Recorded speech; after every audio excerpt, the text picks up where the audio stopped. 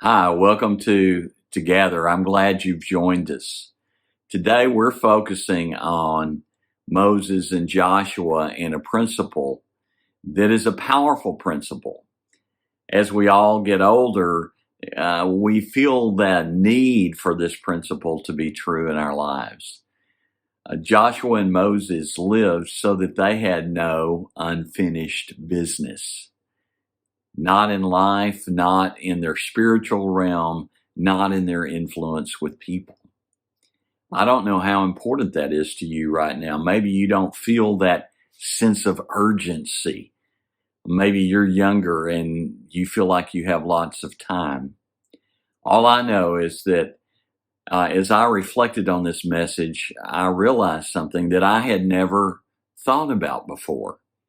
One of the reasons that my dad and I both live with a deep sense of urgency is both of us experienced heartbreak when we were very young. My dad had one of his best friends die in a car accident when he was 17. And it was an awful accident, and that friend had not yet come to Jesus. And my dad carried that sense of responsibility through much of his life.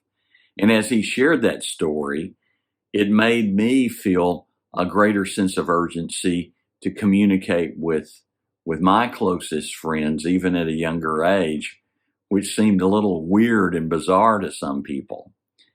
But I also lost a friend when I was 15 in a motorcycle wreck. And I was so thankful that I had at least talked to him about Jesus. It broke my heart that he said, no, I believe in Jesus, and one day I'll give my heart to him. But right now, I think that's for old people, and I've got some things I want to do, and I don't want to be a hypocrite. Those events shaped us and challenged us to live life with no unfinished business. My dad invested in young people. He influenced others, and he was a leader among Christians in his work and in the community because he didn't want to leave any unfinished business, even though he died at 51. His work was done. This week, we talk about Joshua and Moses in a passage that emphasizes leaving no unfinished business. Do you have that urgency to have no unfinished business? If you don't, let Moses and Joshua reawaken you to how important it is to live with a sense of urgency. Joshua 11 says, as the Lord commanded his servant Moses, so Moses commanded Joshua, and Joshua did it.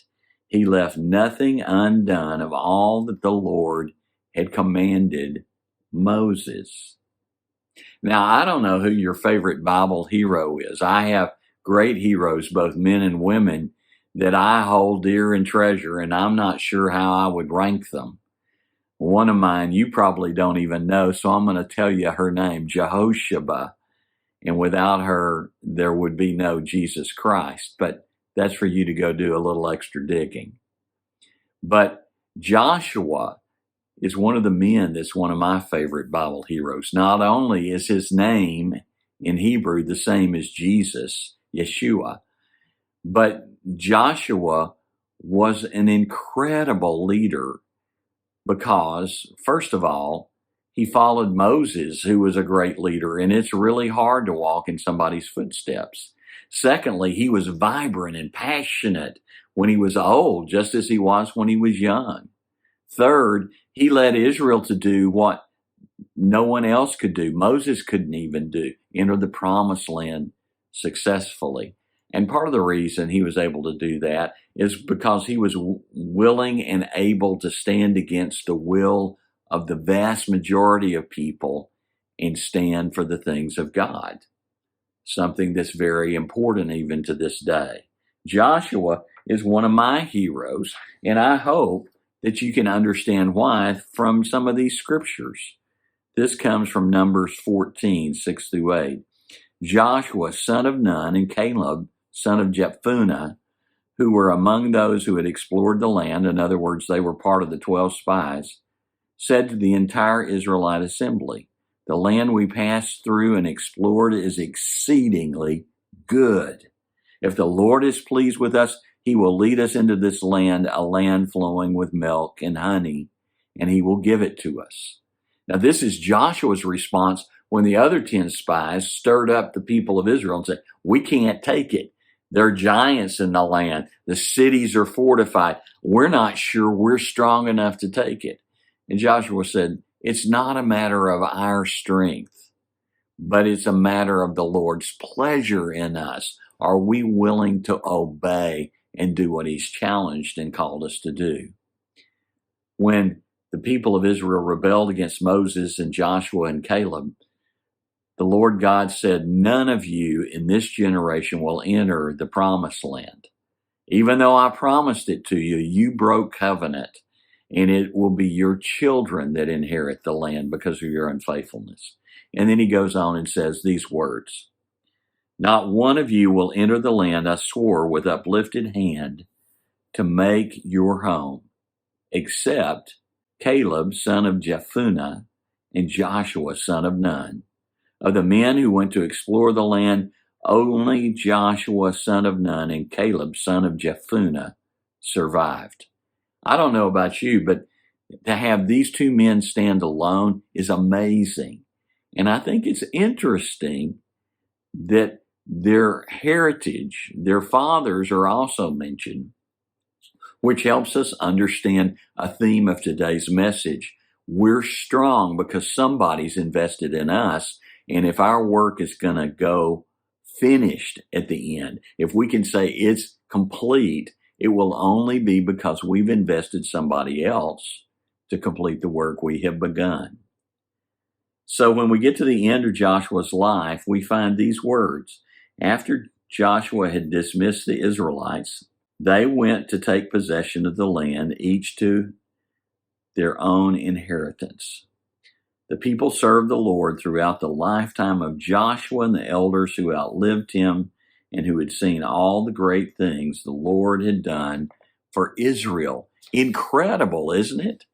Joshua's influence lasted all throughout his generation, and he lived a long life, and the generation that followed him. He left no unfinished business. And so when we come to today's verse and we read it, it seems to be about Joshua. As the Lord commanded his servant Moses, so commanded Moses to Joshua, and Joshua did it. He left nothing undone that the Lord had commanded Moses. But look at that a little bit deeper. This is not so much about Joshua as it is about Moses. Moses died without entering the promised land. He died without helping the people reach the goal that he was given as a leader. And yet, through Joshua, he did. So look at this. This is more about Moses than it is about Joshua, because Moses directed Joshua. Moses trained Joshua. At first glance, Moses appears to have failed in his mission. But because he had trained Joshua, who completed it, God says Moses completed it too. He left no unfinished business because he had invested in the future in Joshua. We see this throughout the ministry of Moses, that Joshua was his chosen aide that he brought alongside him to help him in his leadership. But notice especially a couple of occasions where this is emphasized. One of them is when Moses went up on Mount Sinai to receive the law of God, the tablets written in stone, and the other laws by which Israel would be judged, and what we call today the Torah. Then Moses set out with Joshua, who had been Moses' aide since his youth, and they went to the mountain of God. He said to the elders, "Wait here for us until we come back to you.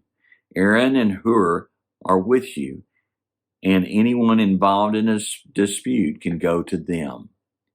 When Moses went into the majesty and the mystery and the terrifying power and presence of God, who did he take? He took Joshua, so that Joshua experienced some of that, so Joshua could be prepared to live for God and recognize the power of God. And so Moses decided when it was time for him to not pass across the Jordan but die, he needed to publicly affirm and endorse Joshua. And we find these words: Moses did as the Lord commanded him. He took Joshua and had him stand before Eleazar, the priest, and the whole assembly of the people. And then he put his hands on Joshua and he commissioned him as the Lord instructed through Moses. Joshua and Eleazar anoint Joshua to be the new leader of God's people. And Moses made sure it was done, and the people knew that Joshua was now stepping into his sandals, that he could lead because God had chosen him, because Moses had equipped and apprenticed him, and Joshua had proved faithful.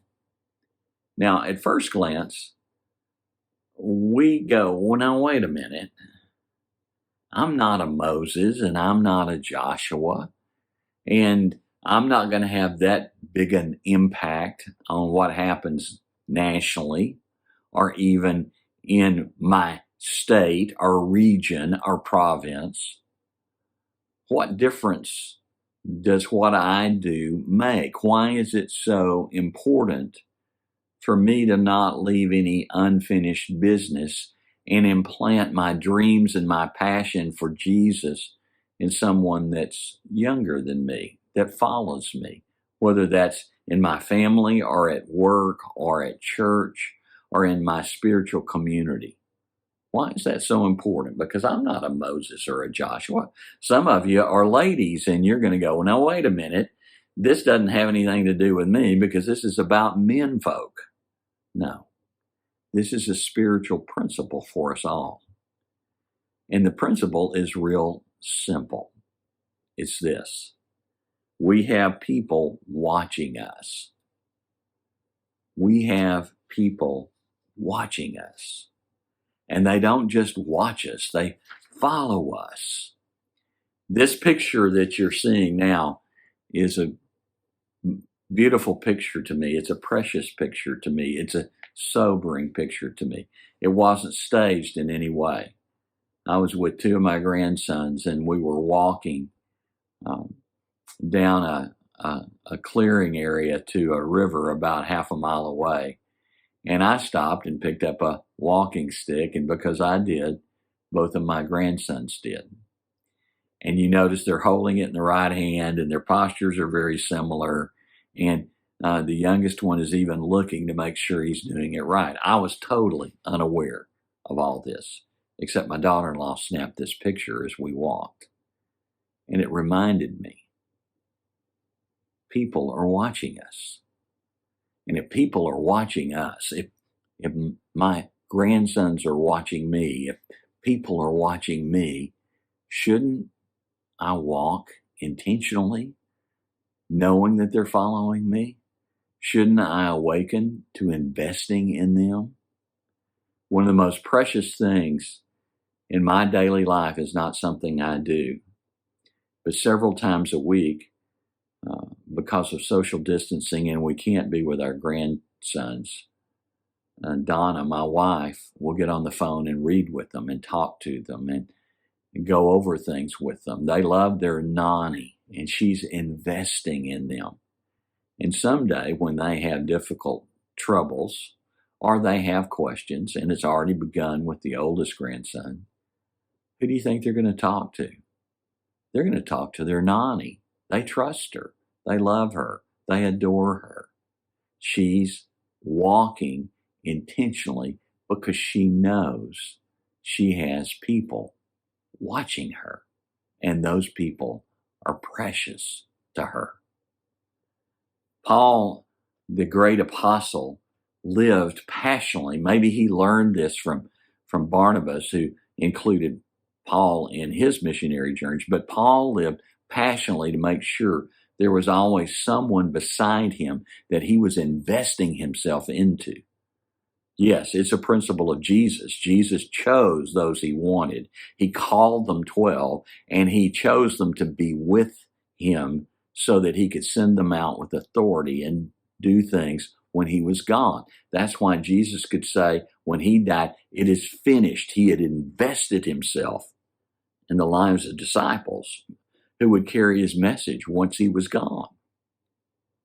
Paul the apostle used that same principle, and he emphasizes that principle with one of the churches he was closest to, the Philippians. He says, "Join together in following my example, brothers and sisters, just as you have us as a model. Keep your eyes on those who live as we do." In other words, Paul knew that he had invested in others in Philippi who were going to live like him.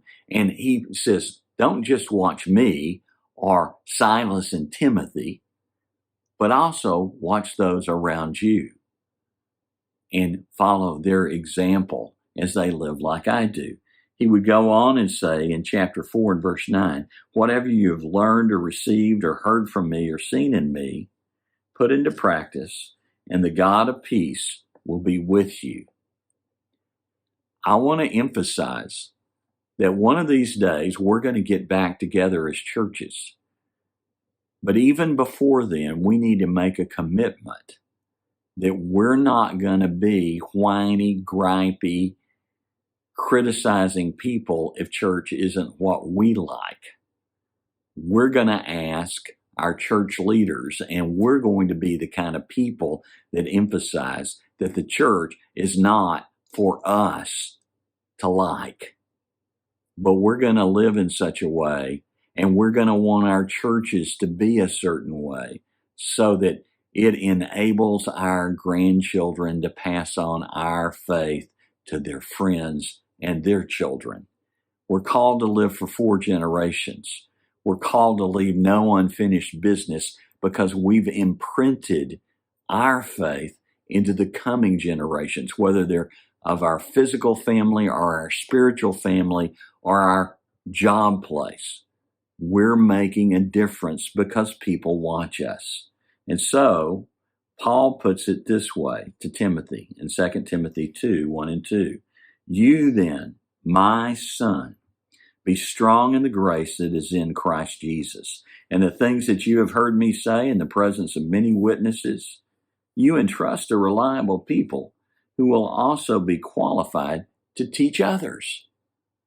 You notice 4 generations. The things you've heard me say in the presence of many witnesses, you pass on to reliable people who in turn can teach others. That's 3 generations starting with Timothy. So it's Paul, Timothy, others, and those that follow. We leave no unfinished business because we've chosen to invest in the future and those that come after us. We have people watching us, and that's a good thing, and it's a sobering thing. And if we're intentional about it, it's an opportune thing.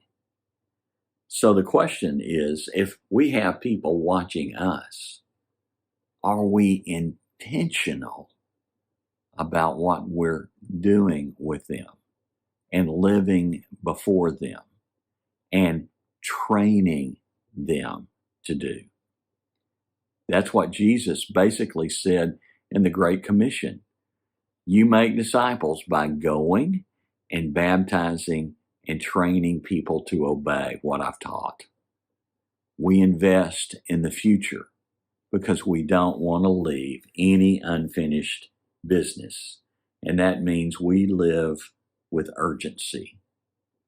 If Moses, because of Joshua, left no unfinished business, and Jesus could say on the cross, it's finished, he had completed what God had given him to do. And if Paul could say, I've run the race, I fought the fight, I finished.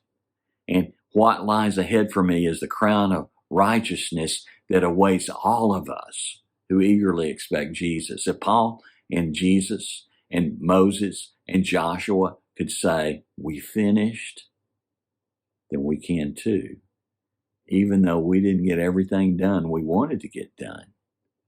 And we can say it because we've implanted that dream. We have given that example. We have shared that passion and hope with those that come behind us. And we did it not just because they watch us, but we did it because we were intentional to leave that Jesus imprint on the hearts and lives that follow. Be strong and courageous. Do not be afraid. Do not be discouraged, for the Lord your God will go with you wherever you go. That promise is ours. We have it reiterated in the New Testament several times. Paul emphasizes it in Romans 8:32 through 39. We hear the writer of Hebrews through the Holy Spirit in Hebrews 13:5 and 6 that God will never leave us or forsake us. But most importantly, we hear it when Moses tells Joshua, yes, you're going into a new land and you're stepping into a new role, and you know that this people is a hard people to lead, but you're not going to leave any unfinished business because the Lord goes with you and I have invested in you. Shouldn't that be our passionate message to those that follow us? I hope you'll think and pray and apply this principle this week until we're together next week at ToGather.church. God bless, and I'll see you tomorrow at verseoftheday.com. Bye-bye.